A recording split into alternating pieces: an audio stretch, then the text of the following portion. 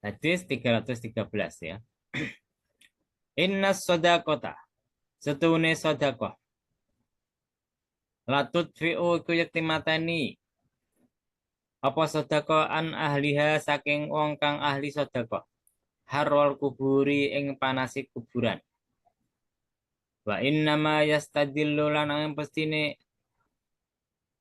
nyuwun apa amrih aupan sapa al mukminu sapa mukmin yaumal kiamati ing dalam dina kiamat fidilli sadaqati ing dalam bayangan aupan sedekah al mukmin.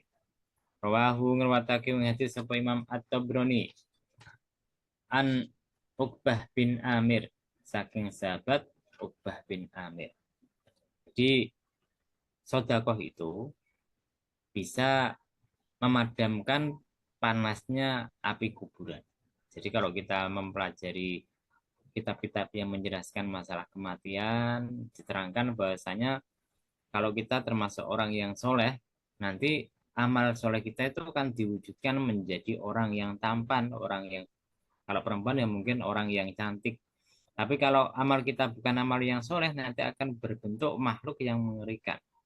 Nah, kalau kita termasuk orang yang kurang baik ya nanti di kuburan itu akan dipenuhi dengan api, api kuburan teman.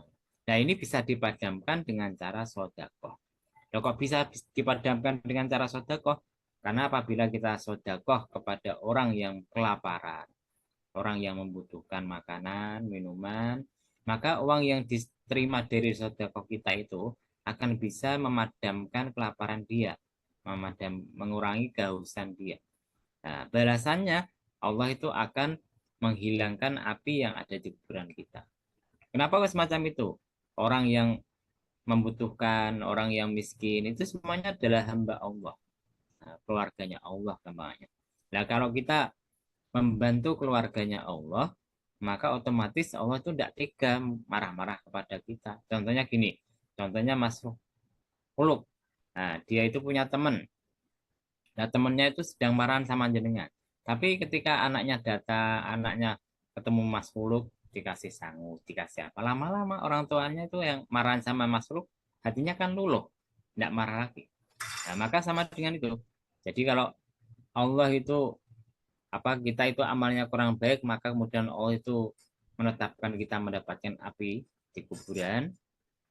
Kemudian ketika melihat amal kita, ternyata kita mau membantu orang-orang yang membutuhkan, orang kelaparan, ya nanti api itu akan dipadamkan sendiri sama Allah. Tidak tega. Nah, ini dulu bantu keluarga saya di dunia kok.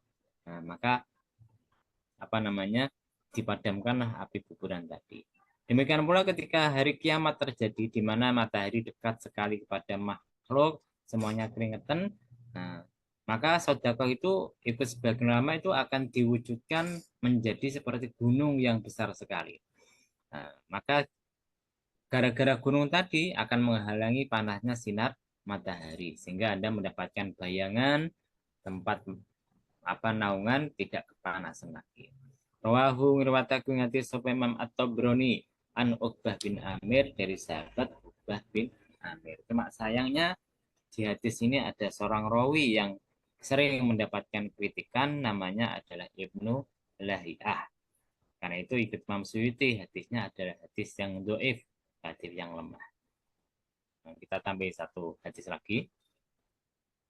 Innal abda setune kawula layatakallamu iku yakti ngucap sepo kali kawula bil kalimati lawan kalimat min ridwanillahi saking ridane Allah la yulki ora ngucapake atau nglemparake sapa wong laham marang kalimat balan ing apa-apa yarfa'uhu ngangkat hu ing kawula sapa Allah biar sebab kalimat mau darajatan ing derajat.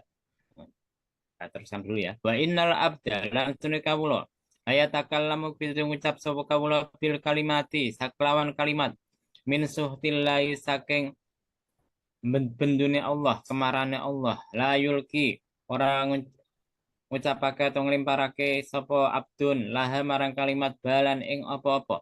Yahwi tumurun sapa wong biha sebab kalimat mau fi jahannam ing dalam neraka jahanam. Rawahu nuwataku ngati sapa Ahmadu sapa Imam Ahmad. Jadi sebentar. Dari sahabat Abu Hurairah. Jadi maksudnya gimana? Maksudnya itu kita sebagai orang Islam tuh harus berhati-hati dalam masalah ngomong ucap. Karena kadang-kadang satu kalimat itu bisa menyebabkan kita masuk neraka meskipun kita tidak menyadarinya. Tapi bisa juga kalimat yang kita ucapkan itu bisa menyebabkan kita itu dapat derajat yang tinggi di sisi Allah Subhanahu wa taala. Contohnya semacam Imam Sibawaih kalau tidak salah ya. Imam Sibawaih itu ketika beliau meninggal dunia ada ulama atau santrinya yang mimpi sama Imam Sibawaih, ketemu sama Imam Sibawaih. Maka ditanya, "Wah, Imam Sibawaih, gimana kondisi jenengan di sana ini? Kabarnya gimana?" Maka, waduh, di sini tuh susah sekali. Tapi untung saya ini diangkat derajatnya sama Allah Subhanahu wa taala. Ditanya murid sama orang itu, gara-gara apa Imam Sibawaih?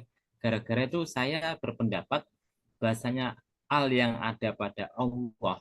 Nah, al itu kan ada Allahu ada alnya itu a'raful ma'arif. Isim makrifat yang paling makrifat. Jadi isim makrifat, isim tertentu yang paling tinggi kedudukannya. Dan gara-gara itu saya diangkat derajatnya sama Allah Subhanahu wa taala. Dan ada kalanya seorang hamba itu ngomong, dia tidak sadar.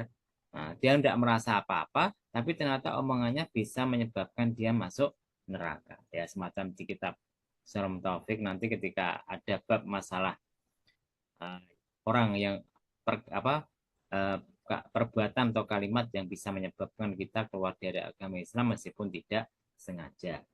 Contohnya apa misalkan? Contohnya misalkan Anda guyun sama orang, kemudian apa namanya yang kadang-kadang kan gini eh, apa namanya dibikin Al-Quran dibikin guyon dibikin candaan, nah itu kadang-kadang bisa menyebabkan kalimat yang kelihatannya bercanda itu menyebabkan kemarahan Allah Subhanahu wa taala. Jadi harus hati-hati, harus memikirkan kalimat yang kita ucapkan.